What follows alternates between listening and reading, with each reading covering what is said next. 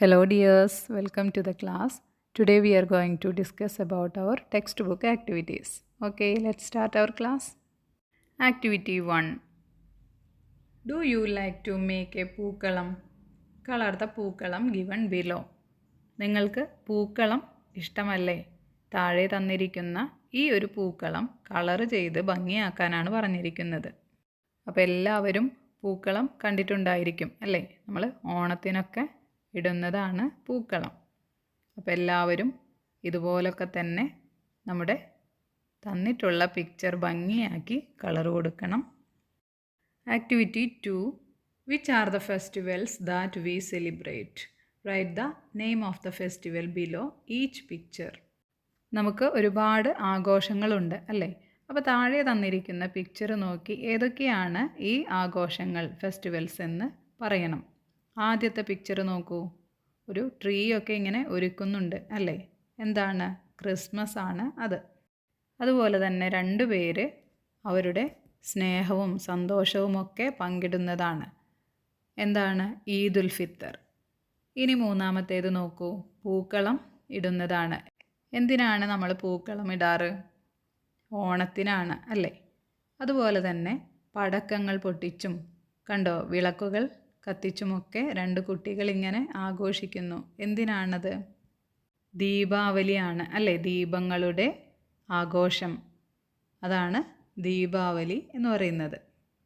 അടുത്തത് ആക്ടിവിറ്റി 3 ആണ്. Read the story. Dimple and Twinkle are twins. They live in Haritagiri village. ഒരു story വായിക്കാനാണ്. ഡിംപിളും ട്വിങ്കിളും ട്വിൻസ് ആയിരുന്നു. ട്വിൻസ് എന്ന് പറഞ്ഞാൽ ഇരട്ടകൾ. They live in Haritagiri village. അവരെവിടെയാണ് താമസിച്ചിരുന്നത്? ഹരിതഗിരി വില്ലേജിലാണ്. Every year there is a festival in their village. എല്ലാ വർഷവും ആ ഗ്രാമത്തിൽ ഒരു ഫെസ്റ്റിവൽ, ഒരു ആഘോഷം നടക്കാറുണ്ട്. Trees bloom during the festival season. ആ ഫെസ്റ്റിവൽ സീസണിൽ എല്ലാ മരങ്ങളും ഇങ്ങനെ പുഷ്പിക്കും. കണ്ടോ? പൂക്കളൊക്കെ ഉണ്ടായി വളരെ ഭംഗിയായിട്ട് ഇങ്ങനെ നിൽക്കും. The people of ഹരിതഗിരി decorate their houses during the festival. ആ ഫെസ്റ്റിവൽ സീസണിൽ ഹരിതഗിരിയിലുള്ള വീട്ടുകാരെല്ലാം അവരുടെ വീടൊക്കെ മനോഹരമാക്കി ഒരുക്കും. കണ്ടില്ലേ? എല്ലാവരും ഓരോ ഡെക്കറേഷൻസ് ചെയ്യുന്നത്. The festival season arrived. Dimple and Twinkle started decorating their house. അങ്ങനെ ഫെസ്റ്റിവൽ സീസൺ വന്നു. ഡിംപിളും ട്വിങ്കിളും അവരുടെ വീടും ഡെക്കറേറ്റ് ചെയ്യാനായിട്ട് തുടങ്ങി. കണ്ടില്ലേ? Activity 4. Twinkle and Dimple are decorating their house for the festival. Help them decorate their house. You can use the decoratives shown below. ഡിംപിളും അതുപോലെ തന്നെ ട്വിങ്കിളും അവരുടെ വീട് ഡെക്കറേറ്റ് ചെയ്യുകയാണെന്ന് പറഞ്ഞു അല്ലേ? അപ്പോൾ അവരെ ഒന്ന് സഹായിക്കാനാണ് നിങ്ങളോട് പറഞ്ഞിരിക്കുന്നത്. അപ്പോൾ അതിനായിട്ടുള്ള ഡെക്കറേറ്റീവ് ഐറ്റംസ് താഴെ തന്നിരിക്കുന്നു. അപ്പോൾ അതൊക്കെ ഒന്ന് കളർ കൊടുത്ത് എവിടെയാണത് വെക്കേണ്ടത് അതെല്ലാം ഒന്ന് വരച്ച് ഭംഗിയാക്കണം വീടിനെ. കണ്ടില്ലേ? ഇതാണ് അവരുടെ വീട്. താഴെ തന്നിരിക്കുന്നതാണ് decorative items.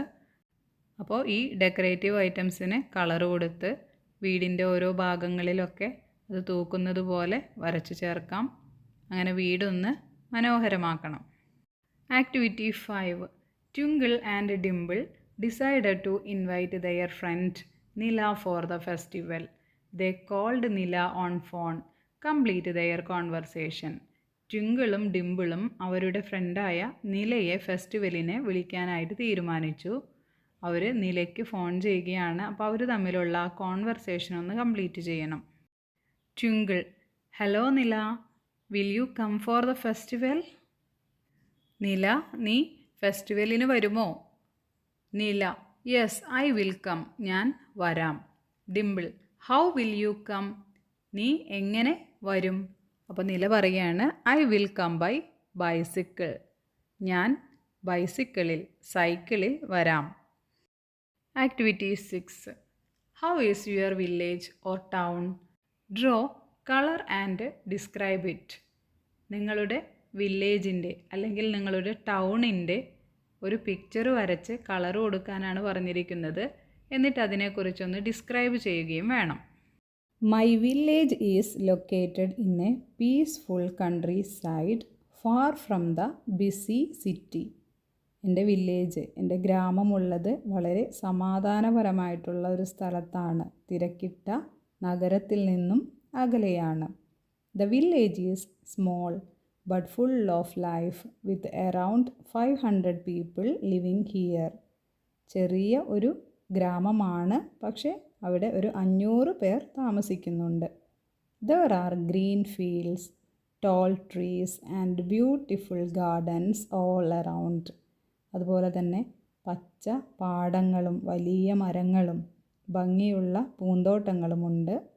The air is fresh and clean and the weather is always pleasant. നല്ല ശുദ്ധമായിട്ടുള്ളതും അതുപോലെ തന്നെ വൃത്തിയായിട്ടുമുള്ള കാറ്റാണ്. അന്തരീക്ഷം എപ്പോഴും സുഖമുള്ളതാണ്. We have a small river that flows through the village where we enjoy swimming. അതുപോലെ തന്നെ ഒരു നദി ഒഴുകുന്നുണ്ട് വില്ലേജിലൂടെ, ഞങ്ങൾ നീന്തി കളിക്കാറുണ്ട്. The people in my village are very kind and always help each other. എൻ്റെ ഗ്രാമത്തിലുള്ള ആളുകൾ വളരെ ദയയുള്ളവരും അതുപോലെ തന്നെ പരസ്പരം സഹായിക്കുന്നവരുമാണ്. We celebrate festivals together with joy, dancing and singing. ഞങ്ങൾ ആഘോഷങ്ങളൊക്കെ ഒരുമിച്ചാണ് പാട്ടുപാടിയും നൃത്തം ചെയ്തുമൊക്കെ ആഘോഷിക്കുന്നത്. There is a school in the village where I go to study with my friends. ഒരു സ്കൂളുണ്ട്, അവിടെയാണ് ഞാനും എൻ്റെ കൂട്ടുകാരും പോകുന്നത്. The roads are not crowded and everyone knows each other by name. തിരക്കില്ലാത്ത റോഡാണ്, അതുപോലെ തന്നെ എല്ലാവർക്കും മറ്റുള്ളവരുടെ പേരെടുത്ത് അറിയാനായിട്ട് സാധിക്കും. I love my village because it is calm, peaceful and full of happiness. ഞാൻ എൻ്റെ ഗ്രാമത്തെ സ്നേഹിക്കുന്നു, കാരണം അവിടെ വളരെ സന്തോഷവും സമാധാനവുമൊക്കെ ഉള്ളതാണ്. Activity 7. During the festival, the villagers do not blow the horn of vehicles. One day, a man on a motorbike came there.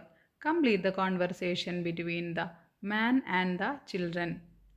Festival season ആയിക്കഴിഞ്ഞാൽ ആരും ആ ഗ്രാമത്തിൽ ഹോൺ പോലും അടിക്കില്ല വണ്ടികൾക്ക്, കാരണം പക്ഷികളുണ്ട് അവിടെ, അവരെ ഡിസ്റ്റർബ് ചെയ്യരുത് എന്ന് കരുതി. എന്നാൽ ഒരു ദിവസം മോട്ടോർ ബൈക്കിൽ വന്ന ഒരാൾ ഹോൺ അടിച്ചു.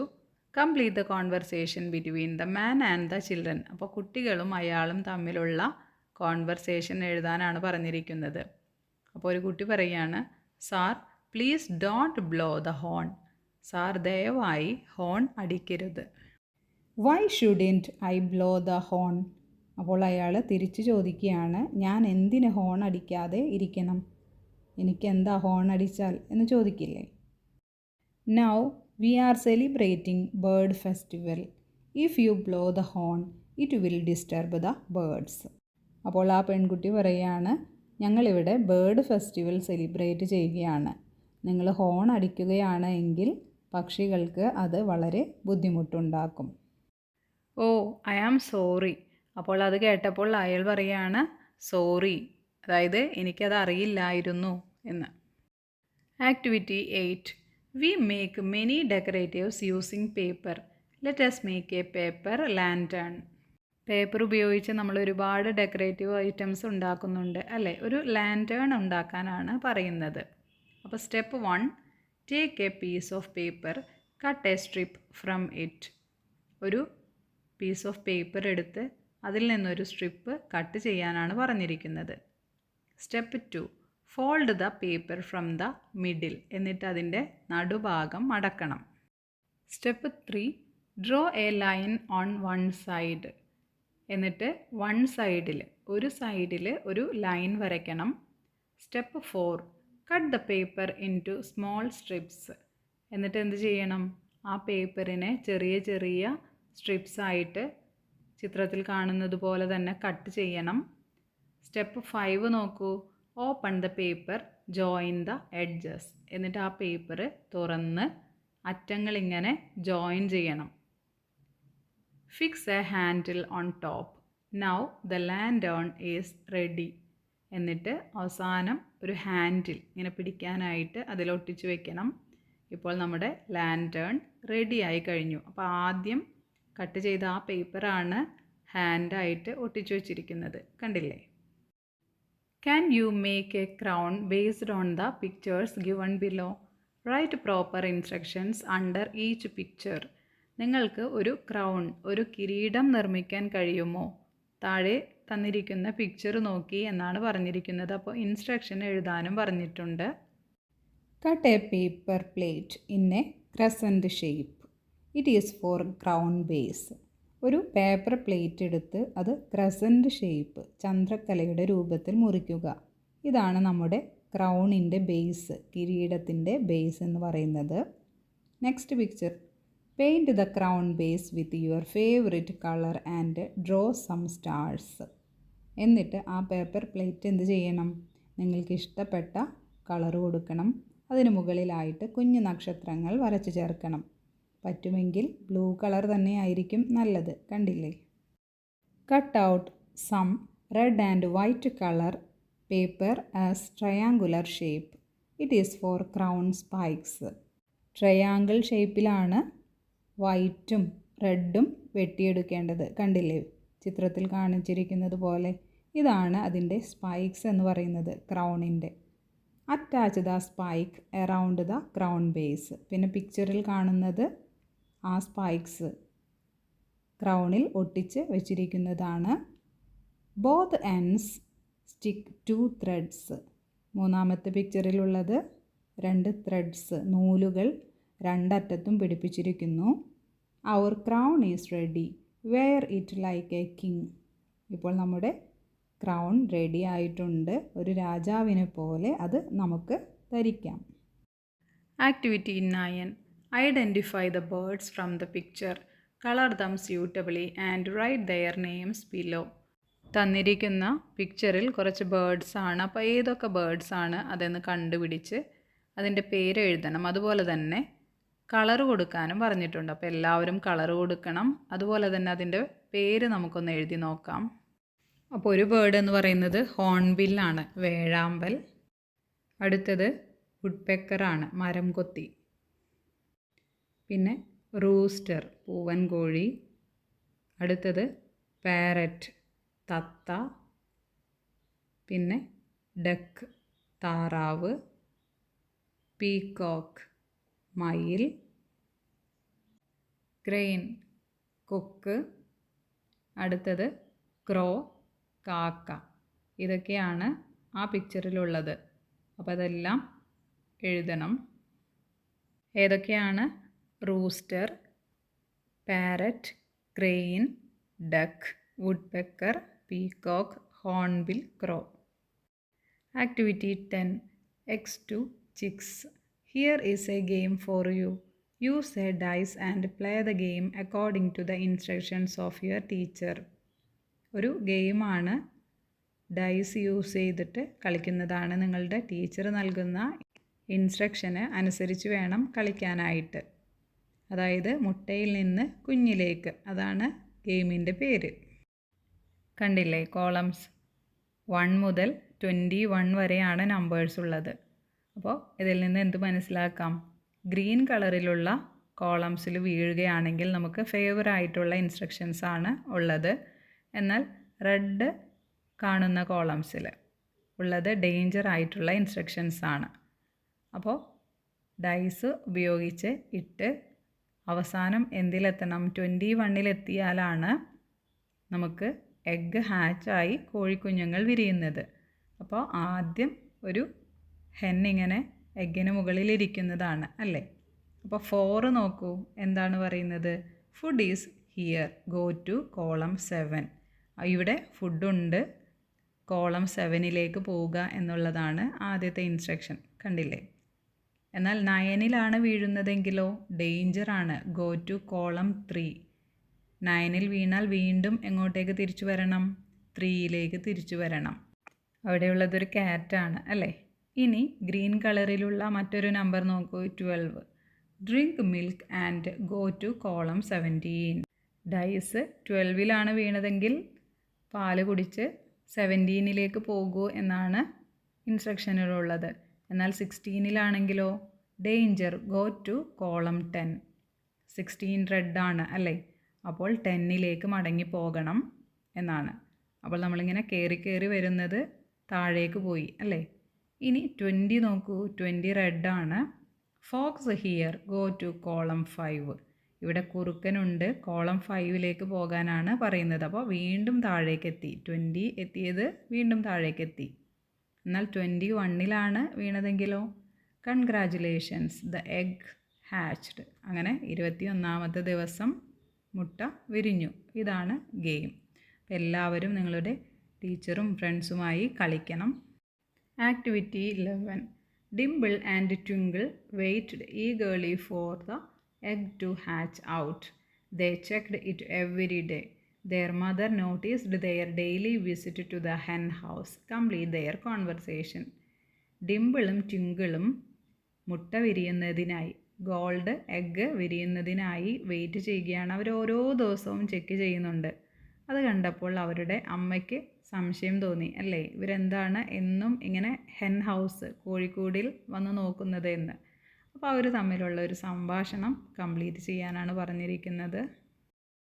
Mother, why do you visit the hen house every day?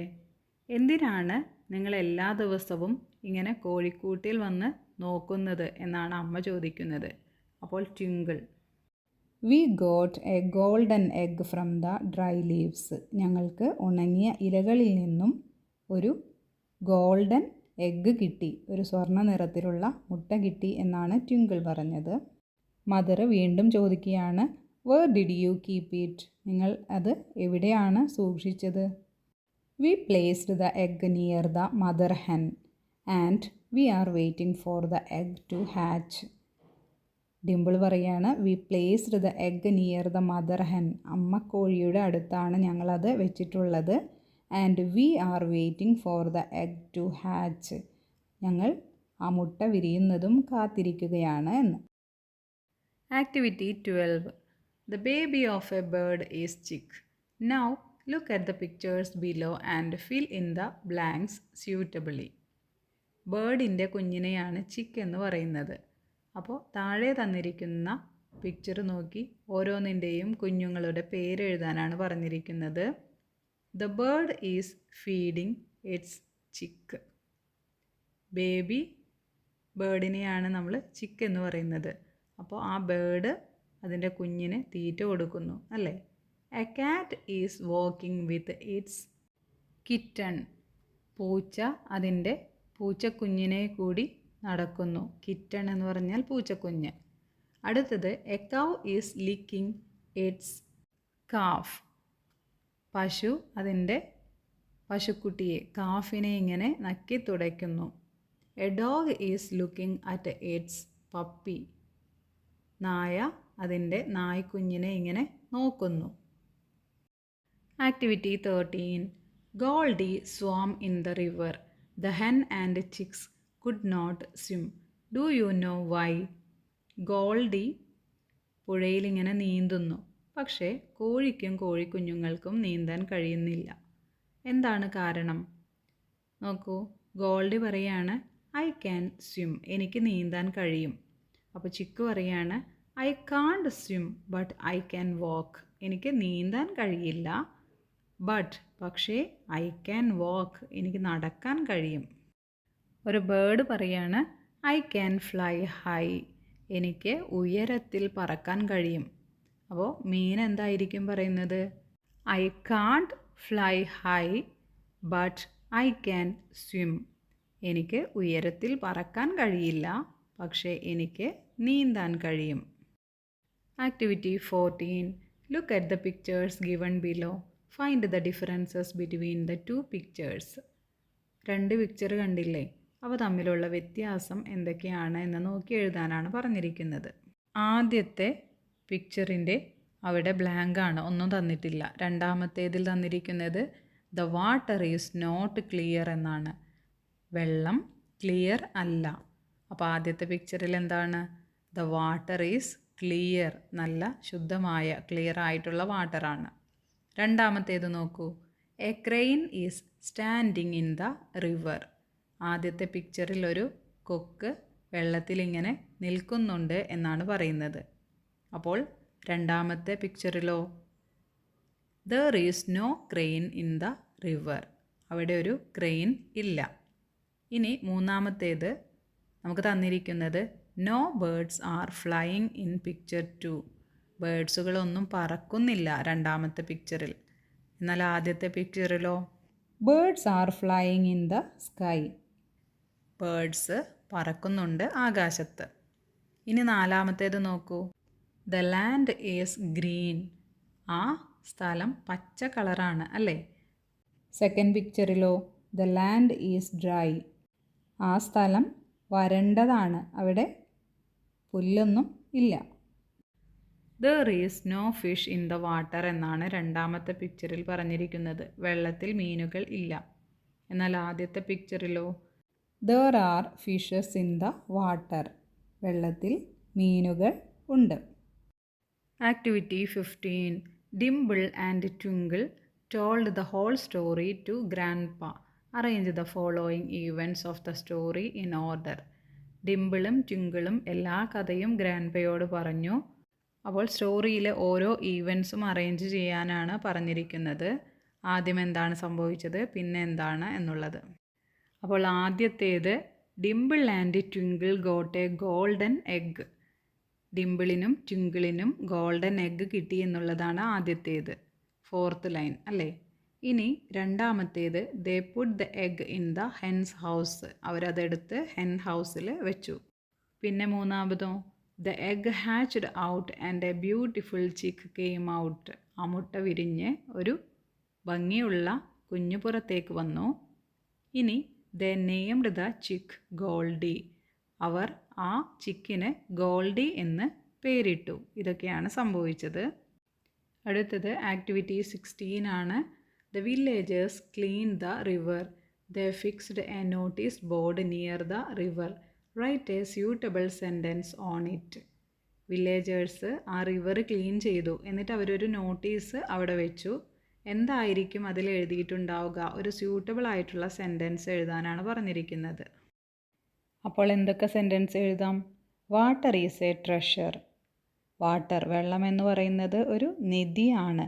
Save it with pleasure. അത് സന്തോഷത്തോടെ സൂക്ഷിക്കുക. അങ്ങനെ എഴുതാം. അല്ലെങ്കിൽ a drop of water is worth more than a sack of gold to a thirsty man. ദാഹിക്കുന്ന ഒരു മനുഷ്യന് ഒരു ചാക്ക് സ്വർണത്തേക്കാൾ വിലയുണ്ട് ആ ഒരു തുള്ളി വെള്ളത്തിന്. Save water, it will save you later. വെള്ളത്തെ സംരക്ഷിക്കൂ, അത് നിങ്ങളെ പിന്നീട് സംരക്ഷിക്കും. If you pollute water you pollute life. നിങ്ങൾ വെള്ളം മലിനമാക്കുകയാണെങ്കിൽ നിങ്ങൾ നിങ്ങളുടെ ജീവിതമാണ് മലിനപ്പെടുത്തുന്നത്. Be a part of the solution not part of the pollution. മലിനമാകുന്നതിൻ്റെ ഭാഗമാകാതിരിക്കുക, അത് സംരക്ഷിക്കുന്നതിൻ്റെ ഭാഗം ആകുക. ഇതിൽ നിന്നും ഏതെങ്കിലും ഒരു സെൻറ്റൻസ് നിങ്ങൾക്ക് എഴുതാവുന്നതാണ്. Activity 17. The festival season came. The villagers prepared a poster to welcome people. Help them make it attractive. അങ്ങനെ ഫെസ്റ്റിവൽ സീസൺ വന്നു. വില്ലേജേഴ്സ് ആളുകളെ വെൽക്കം ചെയ്യാനായിട്ടൊരു പോസ്റ്റർ വെച്ചു. അപ്പോൾ ആ പോസ്റ്റർ ഒന്ന് അട്രാക്റ്റീവ് ആക്കാൻ അവരെ ഹെൽപ്പ് ചെയ്യാനാണ് പറഞ്ഞിരിക്കുന്നത്. ഫെസ്റ്റിവൽ ഓഫ് ബേർഡ്സ്, പക്ഷികളുടെ ഉത്സവം എന്ന് കൊടുത്തിട്ടുണ്ട്. കുറച്ചുകൂടി ഒന്ന് അട്രാക്റ്റീവ് ആക്കാനാണ് ഹെൽപ്പ് ചെയ്യേണ്ടത്. അപ്പോൾ വെൽക്കം എന്ന് എഴുതിയിട്ടുണ്ട്. അതുപോലെ തന്നെ വിങ്ഡ് വിസിറ്റേഴ്സ് എവൈറ്റ്. ചിറകുള്ള വിസിറ്റേഴ്സ് നിങ്ങളെ കാത്തിരിക്കുന്നു എന്ന് പറഞ്ഞിട്ടുണ്ട്. പിന്നെയോ join the movement to protect our bird friends. നമ്മുടെ ബേർഡ് ഫ്രണ്ട്സിനെ പ്രൊട്ടക്റ്റ് ചെയ്യാനുള്ള ശ്രമത്തിൽ പങ്കാളികളാകൂ എന്നും നമ്മുടെ ഈ ഒരു വെൽക്കം പോസ്റ്ററിൽ കൊടുത്തിട്ടുണ്ട്. Next activity 18. Read the sentences below. Who said these? Write their names in the boxes. കുറച്ച് സെൻറ്റൻസ് ഉണ്ട്, അതാരാണ് പറഞ്ഞിരിക്കുന്നത് എന്ന് എഴുതണം. We will call you Goldie. ഞങ്ങൾ നിന്നെ ഗോൾഡി എന്ന് വിളിക്കും. അത് ആരാണ് പറഞ്ഞത്? ഡിംപിളാണ് അങ്ങനെ പറഞ്ഞത്. Next, please take care of this egg too. Please, ഈ മുട്ട കൂടി ഒന്ന് നോക്കണേ എന്ന് പറഞ്ഞത് ആരാണ്? ഡിംപിൾ തന്നെയാണ് അതും പറഞ്ഞത്. Look, Goldie swims well. നോക്കൂ, ഗോൾഡി നന്നായി നീന്തുന്നു എന്ന് പറഞ്ഞത് ആരാണ്? ട്വിങ്കിളാണ് അങ്ങനെ പറഞ്ഞത്. ക്ലക്ക് ക്ലക്ക് ഇങ്ങനെ പറയുന്നത് ആരാണ്? ഹെന്നാണ് അങ്ങനെ പറയുന്നത്. This is the chick of a rainbow bird. അങ്ങനെ പറഞ്ഞത് ഗ്രാൻഡ്പയാണ് അല്ലേ?